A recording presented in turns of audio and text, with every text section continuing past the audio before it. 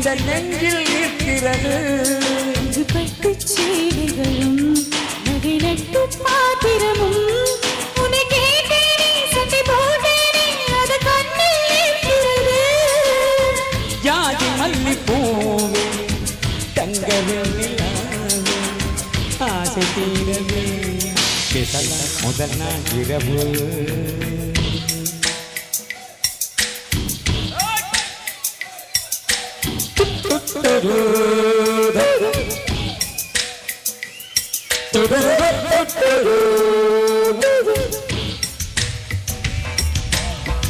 அம்மா உன்னை நேசிக்கவும் அன்பை வாசிக்கவும் காத்திருக்கு.